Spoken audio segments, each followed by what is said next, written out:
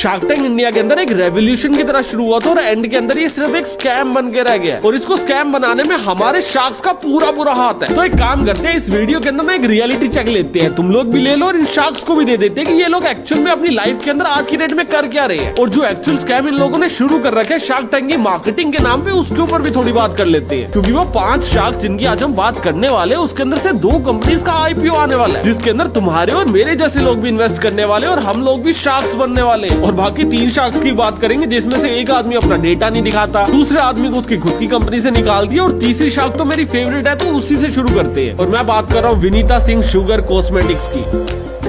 मैंने थोड़ी देर पहले बोला कि भैया विनीता मेरी फेवरेट है और उसके पीछे रीजन पता क्या है? आज की डेट में शार्क टैंक की कंपनीज का मेरे लिए सबसे बड़ा फेयर पता क्या है? कि भैया कल को ये लोग थोड़ा सा प्रॉफिट जनरेट करेंगे, IPO ले आएंगे और तुम्हारे पैसे लूट के भाग जाएंगे। बट मुझे पूरा भरोसा है कि विनीता की कंपनी कभी भी IPO नहीं लाएगी, उससे शायद पहले ही खत्म हो जाएगी। क्योंकि विनीता मैडम की बिजनेस की डेफिनेशन थोड़ी सी अलग है। हम लोग धंधा कैसे करते हैं? एग्जाम्पल के लिए मान के चलो कि मैंने ये वाला फोन 100 रुपए का खरीदा, इसके ऊपर क्या किया, 50 रुपए का खर्चा कर दिया और तुम लोगों को 200 रुपए का बेच दिया, तो मुझे कितने का प्रॉफिट हुआ? 50 रुपए का, राइट? और ये बेसिक सी चीज को हम लोग बिजनेस बोलते हैं। बट विनीता मैडम क्या कर रही है, इस फोन को 100 रुपए का खरीद रही है, इसके ऊपर 150 का खर्चा कर रही है और बाद में 200 का बेच दे रही है, जिससे प्रॉफिट तो बहुत दूर की बात है भैया, 50 रुपए का लॉस हो जा रहा है। अगर हम लोग इनकी कंपनी का डेटा देखिए 2020 से लेके 25 तक का देखते हैं, 2020 के अंदर इनका ऑपरेटिंग रेवेन्यू था 103 करोड़ रुपए। मतलब जो इन्होंने टोटल सामान बेचा था ना, वो बेचा था 103 करोड़ का और वो सामान बेचने के लिए इन्होंने 133 करोड़ रुपए जला दिए। मतलब 1 रुपए का सामान बेचने के लिए ये 1 रुपया 28 पैसा स्पेंड कर देती है। फिर 2021 में इनका लॉस थोड़ा सा कम हुआ और 21 करोड़ रुपए का आया। बट 2022 के अंदर ये लॉस बढ़ के हो गया 75.9 करोड़ रुपीस। और आप लोग कहीं ना कहीं पे इस नंबर को थोड़ा बहुत जस्टिफाई ये कह के कर सकते हो कि भैया कंपनी ग्रो बहुत ज्यादा कर गई। पहले हमारा रेवेन्यू 126 करोड़ था, अभी की डेट में हमारा revenue 221 crore, almost double grow हो गया। बट अगर आप लोग लॉस को देखोगे तो वो 3 गुना से भी ज्यादा ग्रो हो गया। आपका रेवेन्यू डबल भी नहीं हुआ और आपका लॉस 3 गुना से भी ज्यादा बढ़ गया। और उससे अगले साल 2024 के अंदर भी इन्होंने 67 करोड़ रुपीस का लॉस किया। अभी 2020 से लेके 2024 तक इनका रेवेन्यू तो काफी बढ़ा पर लॉसेस भी काफी बढ़ रहे हैं। और 2024 इनके लिए one of the worst year था क्योंकि इनके पास पैसे ही खत्म हो गए। इतने सालों से लगातार लॉस करते करते इनके पास पैसे खत्म हो गए। अभी दोबारा राउंड करना पड़ेगा और दोबारा राउंड करने के लिए कोई भी इतने लॉस के अंदर कम ही वैल्यूएशन पे पैसे देगा। तो उससे पहले इन्होंने 2022 के अंदर सीरीज D राउंड किया था जिसकी वैल्यूएशन थी 4100 करोड़। पर 2022, 23, 24 के अंदर इन्होंने दबा के लॉस किया और 2024 तक पैसे खत्म होने के बाद इन्होंने दोबारा उठाई इन्वेस्टमेंट। और अब की बार जो इन्वेस्टमेंट उठाई थी उसके अंदर इन्होंने सीरीज E राउंड में डाउन राउंड किया और अभी जो वैल्यूएशन है वो 4100 करोड़ से घट के हो चुकी है 2700 करोड़ रुपए। एंड यू वोंट बिलीव, इन्होंने अभी 2025 के अंदर दोबारा इन्वेस्टमेंट उठाई है और अभी जो इनकी वैल्यूएशन हो चुकी है वो हो चुकी है 1640 करोड़ रुपए। और सिर्फ इतना ही नहीं, जो इनका 2025 का एस्टिमेटेड रेवेन्यू है वो है 415 करोड़ और यही नंबर पिछले साल 505 करोड़ रुपए था। प्रिडिक्शन की जा रही है कि इस साल इनका रेवेन्यू भी 90 करोड़ कम होगा, जिसका सबसे बड़ा रीजन है कि भैया इनके मार्जिन बहुत ज्यादा कम हो रहे हैं। पहले इनका जो एबिटा मार्जिन था वो था 9.2 करोड़ 2024 के अंदर और अभी एस्टिमेट किया जा रहा है 26% चला जाएगा नेगेटिव के अंदर। जिसके बाद जो लॉस पिछले साल 68 करोड़ था, इस साल वो 108 करोड़ रुपए हो जाएगा। बट सच बताओ ना तो इस चीज से हमें बहुत ज्यादा फर्क नहीं पड़ता क्योंकि ये सारा का सारा पैसा जो जलाया जा रहा है ये इन्वेस्टर्स का मनी है। हमारी जेब पे कोई असर आ नहीं रहा। हम लोग इसको देख के सिर्फ और सिर्फ या तो सीख सकते हैं या कंटेंट निकाल सकते हैं। बट जिस चीज से हमें सबसे ज्यादा फर्क पड़ेगा ना वो ऐसी कंपनीज को बना के IPO लाने वाली कंपनीज से पड़ेगा। और हम लोग सबसे पहले बात करते हैं लेंसकार्ट की।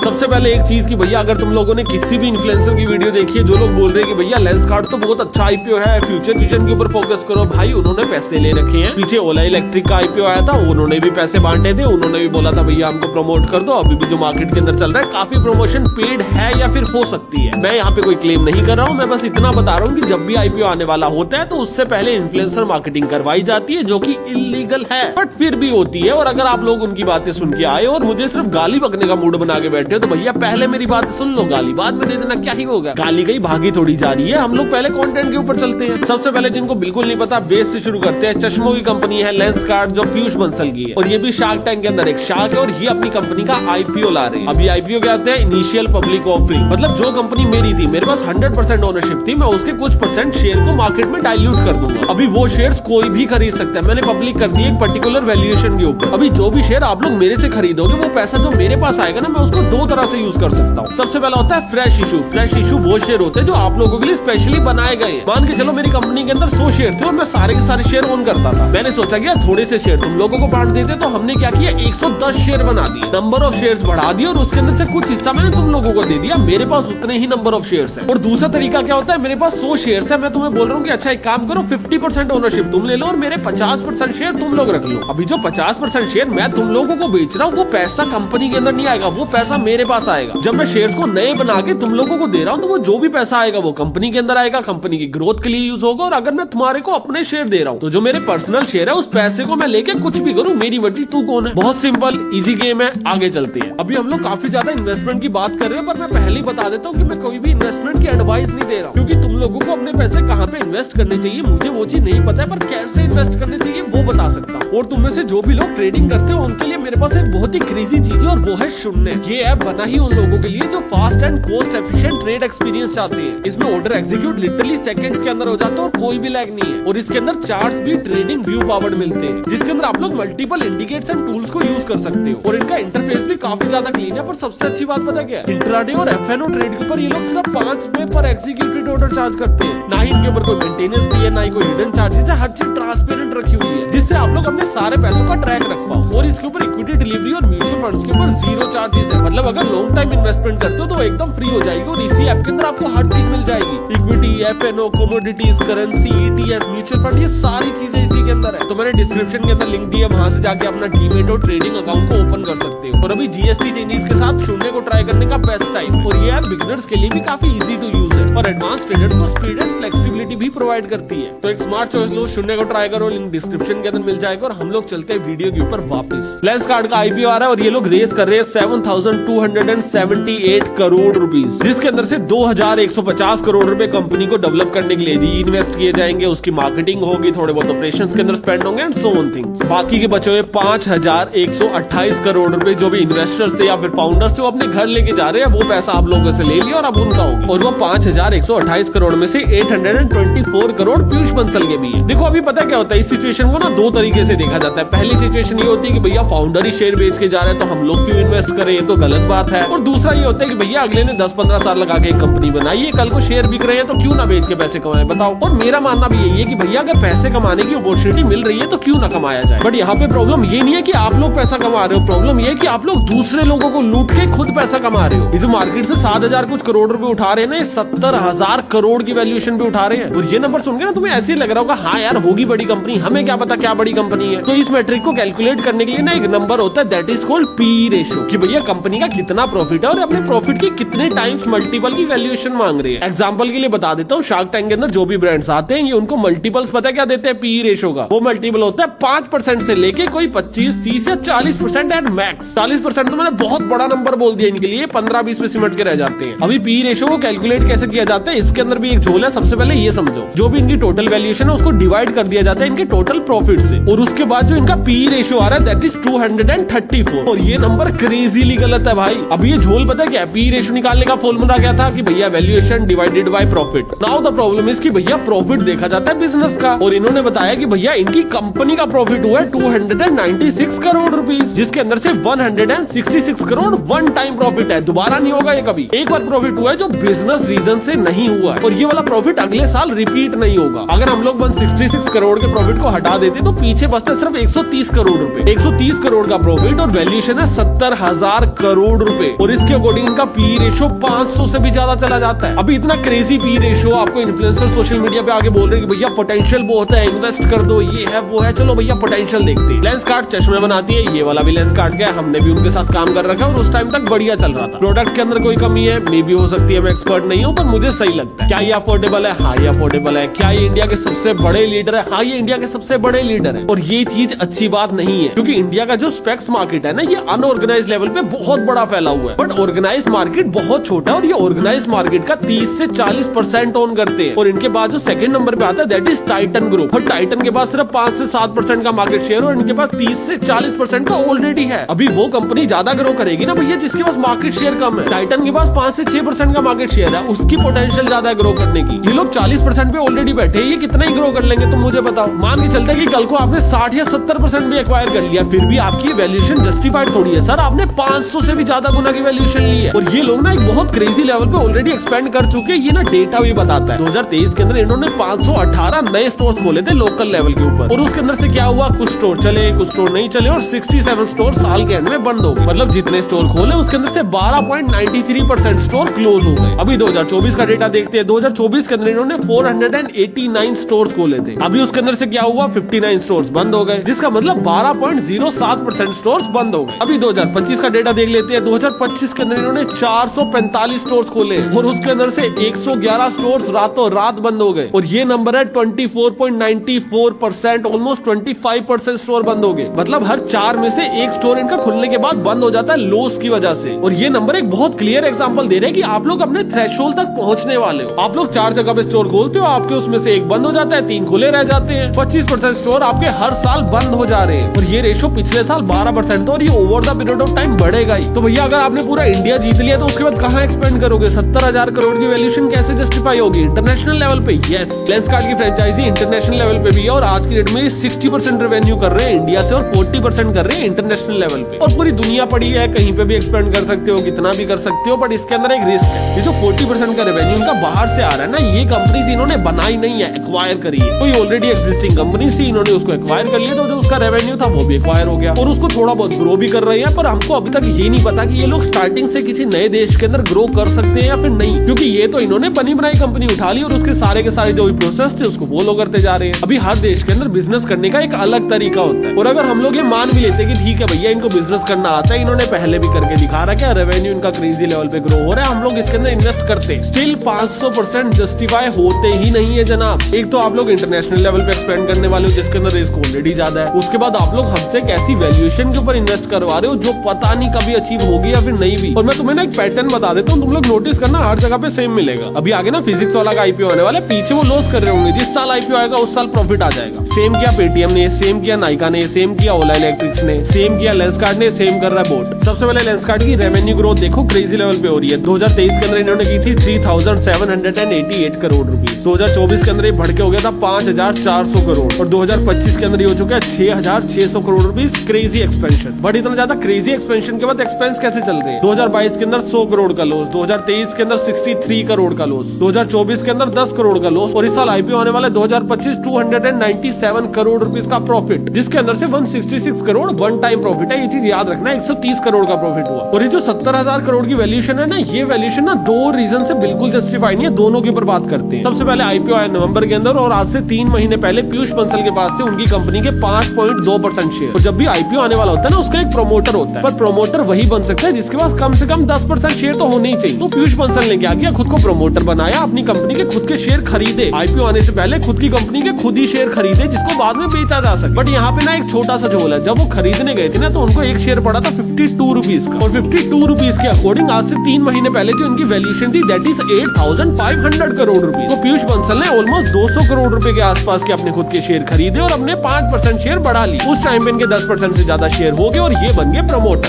पर जैसे ही इनका आईपीओ आया, इन्होंने प्रमोटर से खुद को विड्रॉ किया, 2.5% के आसपास शेयर बेच दिए, और वो बेच पता कितने में रहे? जो 5% शेयर इन्होंने 200 करोड़ के खरीदे थे, उसके कोई 2-2.5% शेयर बेच रहे हैं, ये 800 करोड़ से भी ज्यादा में। इन्होंने एक शेयर खरीदा था 3 महीने पहले 52 रुपीज का, और आपको बेच रहे हैं 402 रुपए का, और 8,500 करोड़ से वैल्यूएशन 3 महीने में पहुंच चुकी है 70,000 करोड़ रुपए। और ये कैलकुलेशन करने के बाद my math is not mathing. और दूसरी इससे भी बड़ी प्रॉब्लम बताऊं, हम लोग मान लेते हैं कि भैया कंपनी में पोटेंशियल है, हमारे फेवरेट इन्फ्लुएंसर बोल रहे हैं, हमने मान ली, पर जो कंपनी में पोटेंशियल है उसका यूज क्यों नहीं किया जा रहा? ग्लासेस नहीं है, इसकी वैल्यू बढ़ने वाली है। जब से एआई आया, आप कोई ना कोई वेरिएबल बनेगा। आने वाले टाइम के अंदर मोबाइल फोन रिप्लेस होने वाले, और अभी तक जितना ट्रेंड हम लोगों को समझ आ रहा है, मोबाइल फोन को पता कौन रिप्लेस करेगा? चश्मे। तभी मेटा ग्लासेस आ चुके हैं, और मेटा ग्लासेस क्रेजी लेवल पे एक्सपेंड कर रहे हैं। इंडिया के अंदर वो अच्छे से एक्सेसिबल हुआ नहीं है, मेरे को भी खरीदना है उसको। आज की डेट में हमको कुछ भी करना होता है, हमको फोन उठाना होता है, उसको यूज करना होता है, हर चीज हमारी चश्मे की इधर आएगी, जो सामने वाले को दिखेगी भी नहीं। हम लोगों ने जेब में हाथ रखा हुआ है और ऐसे इशारे कर रहे हैं, और हर चीज कंट्रोल कर पा रहे हैं, फोन उठा रहे हैं, टेक्स्ट कर रहे हैं, हर चीज हम लोग चश्मे के अंदर ही कर पा रहे हैं। और ये फ्यूचर है, और ये फ्यूचर बनाने के लिए टेक कंपनीज आगे आएंगी। लेंसकार्ट जैसी कंपनी से मैं उम्मीद भी नहीं कर रहा। मेटा ने अपने चश्मे बनाने के लिए हजारों करोड़ रुपए इन्वेस्ट करे हैं, और यही सेम काम लेंसकार्ट भी करे। मैं उम्मीद नहीं करता हूँ उनसे। ये पूरा का पूरा गेम या तो चाइनीज कंपनी का, या फिर एप्पल, सैमसंग जैसी कंपनीज का, हम लोग इसके अंदर नहीं कूद सकते। पर एक जगह पे अपॉर्चुनिटी थी जो एग्जैक्टली मिस करी जा रही है। मेटा ने क्या किया, रेबन के साथ पार्टनरशिप कर ली। अभी रेबन क्या करता है, रेबन की जो पेरेंट कंपनी है ना, उसको इंटरनेशनल लेंस कार्ड पकड़ के चलो। उनकी जो पेरेंट कंपनी है उनके पास पूरा का पूरा डिस्ट्रीब्यूशन लेवल है, काफी सारे स्टोर्स है और उनके खुद के कुछ ब्रांड्स है, जैसे रेबन हो गए और इस जैसे काफी और वो कंपनी वर्ल्ड की सबसे बड़ी कंपनी है आईवेयर के अंदर। मेटा ने क्या किया, पूरी दुनिया के अंदर एक्सपेंड करने के लिए रेबन के साथ पार्टनरशिप कर ली। जिसके बाद क्या हुआ कि आप लोग जब भी मोबाइल छोड़ के चश्मे के ऊपर जा रहे हो तो आप लोग ऑनलाइन ऑर्डर नहीं कर सकते ना, क्योंकि मेरे तो पावर वाला चश्मा लगा हुआ है, मैं क्या करूं। तो इन्होंने क्या किया, एक्सपीरियंस सेंटर्स बना दिए कि आप लोग ऑनलाइन तो ऑर्डर कर ही नहीं सकते, आप लोगों को जाना होगा एक्सपीरियंस सेंटर पे, अपना आई चेकअप देना होगा, वो आपकी पावर का आपको चश्मा बना के देंगे और वहीं पे साथ में आपको एक्सपीरियंस भी करवा देंगे कि भैया नई टेक्नोलॉजी है, थोड़ी सी महंगी टेक्नोलॉजी है, आपको अगर खरीदने में थोड़ा रिस्क आ रहा है तो आज एक्सपीरियंस करके देख। अभी यूएस और कनाडा के अंदर दूसरी कंपनी एक्सपेंड करके बैठी है, तो मेटा ने उनके साथ पार्टनरशिप कर ली। पर इंडिया के अंदर तो लेंस कार्ड ही ऑप्शन है, लेंस कार्ड के साथ तो पार्टनरशिप होनी चाहिए जना, पर नहीं हुई। लेंस कार्ड के पास इंडिया के अंदर 2130 से ज्यादा स्टोर्स हैं। वो लोग मेटा के साथ एक बहुत ही क्रेजी पार्टनरशिप कर सकते थे, पर इन्होंने नहीं करी और बदले में किया क्या, खुद का चश्मा बना दिया,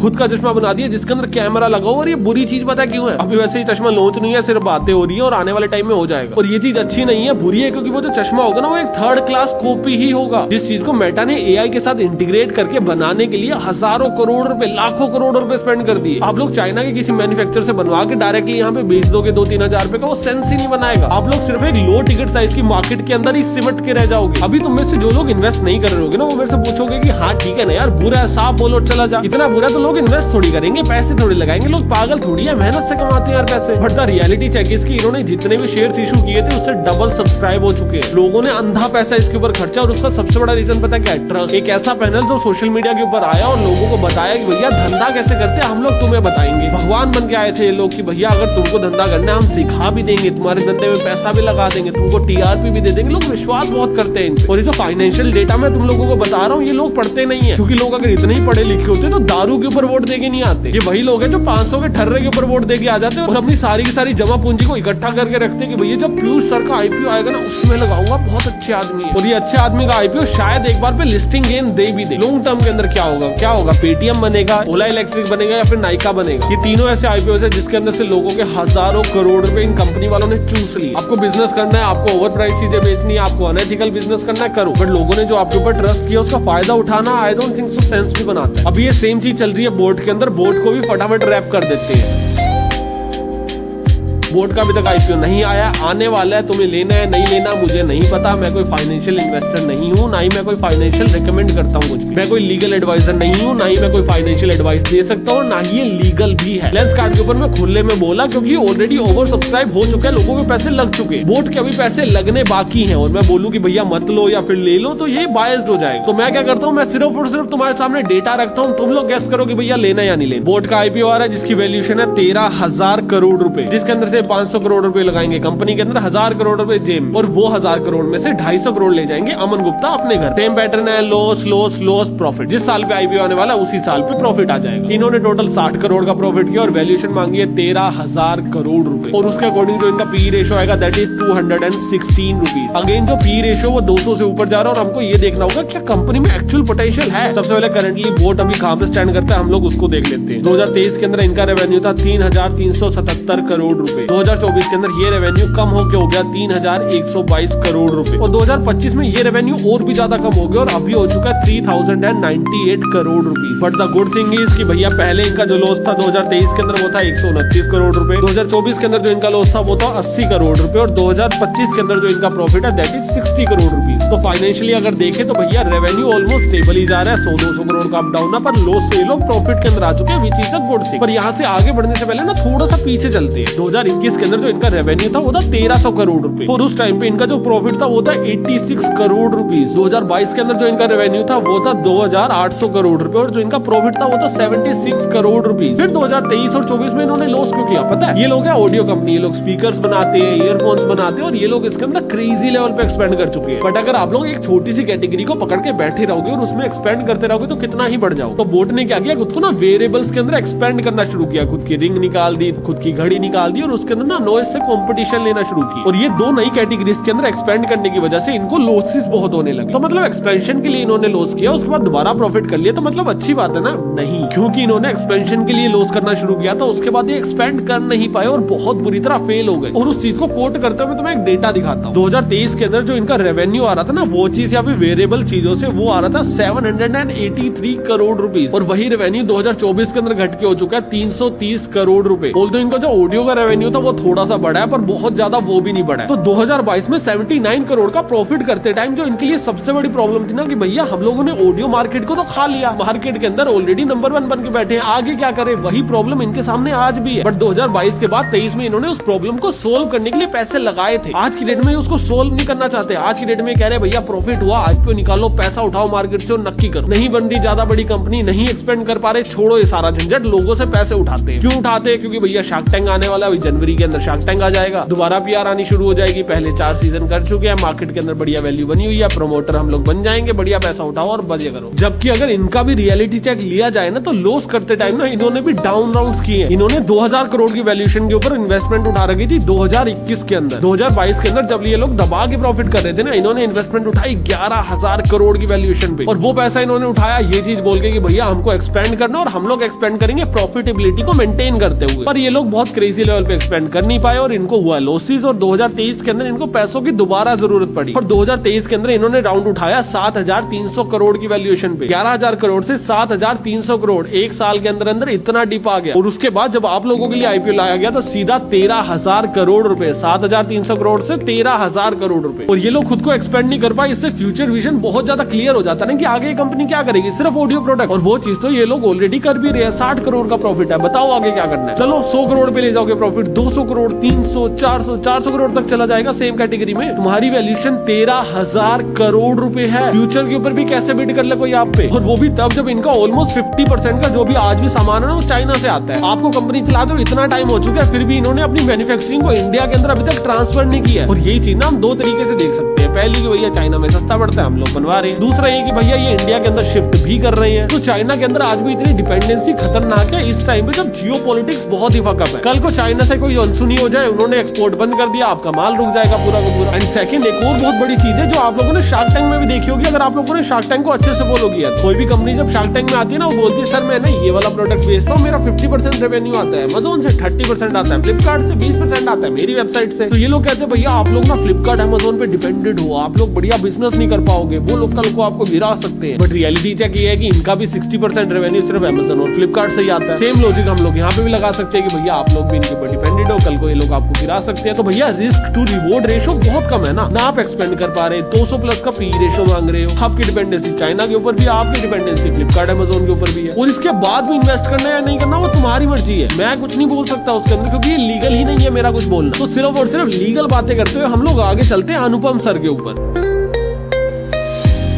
सभी लोग अनुपम मित्तल को Shaadi.com के नाम पे जानते हैं, पर एक्चुअल में उनकी एक कंपनी है पीपल्स ग्रुप। अभी पीपल्स ग्रुप क्या करती है, ये लोग ना इन्वेस्ट करते हैं मोस्टली और खुद की 2 कंपनियां चलाते हैं। एक कंपनी इनकी Shaadi.com, दूसरी कंपनी इनकी Makaan.com। Makaan.com बंद हो चुकी है, कोई डेटा नहीं मिलेगा आपको। Shaadi.com बंद हो सकती है, कोई डेटा नहीं मिलेगा आपको। नहीं मैं मजाक कर रहा हूँ, Shaadi.com बंद नहीं हुई है, पर इनका डेटा हिडन है। अगर आप लोगों को बेसिक डेटा दूं तो ये इंडिया की नंबर 1 मैट्रिमोनियल वेबसाइट है, और इनका जो रेवेन्यू 2023 के अंदर था दैट इज 311 करोड़ रुपए। एंड 2022 में इनकी कंपनी 13 करोड़ के लॉस में चल रही थी। 2023 में ये लोग प्रॉफिटेबल आ चुके हैं, कितना किया कब किया नहीं पता। और इंटरनेट पे इनका इतना ही डेटा अवेलेबल है। अभी कल को शार्क टैंक में फ्लाइंग भी चला जाए ना, वो बोले कि भैया मैं आपके सामने एक बिजनेस लेके आया हूँ, इसकी वैल्यूएशन तय करते हैं, मेरे प्राइवेट बिजनेस पे मत जाओ। तो ये कहेंगे भैया सारी बातें बताओ, ऐसे छुपाने का कुछ नहीं है सर, आप भी थोड़ा दिखा दो यार। हम लोग इनका इंडिविजुअल डेटा ना निकाल भी नहीं सकते। एक ना तरीका होता है, अगर हम लोग गवर्नमेंट पोर्टल के ऊपर 200 रुपए दे रहे हैं तो जो भी प्राइवेट लिमिटेड कंपनीज होती है ना, हम लोग उनकी फाइनेंशियल शीट निकाल सकते हैं। पर इनकी जो फाइनेंशियल शीट फाइल होती है ना, वो इनकी पेरेंट कंपनी के नाम पे होती है, Shaadi.com के नाम पे नहीं होती है। तो अभी इसके अंदर कितना Shaadi.com का रेवेन्यू था, कितना किसका रेवेन्यू, तो हमको वो नहीं पता, तो हम लोग उस डेटा के अंदर नहीं गए। मुद्दा सिर्फ इतना है कि इनका 200 से 300 करोड़ का बिजनेस है, ऑलरेडी टॉप के ऊपर बैठे हैं, ज्यादा एक्सपेंड करने का स्कोप नहीं है। और ही इज एन इन्वेस्टर। इन्होंने ओला में तब इन्वेस्ट किया था जब ये बहुत छोटी थी, और इनको आप लोग एज अ फाउंडर ना देख के एज अ इन्वेस्टर देखना शुरू करो। और अभी हम लोग वीडियो को रैप करने से पहले आखिरी आदमी के ऊपर चलते हैं, और सबसे ज्यादा कंट्रोवर्शियल आदमी के ऊपर चलते हैं, और वो है अशनीर ग्रोवर।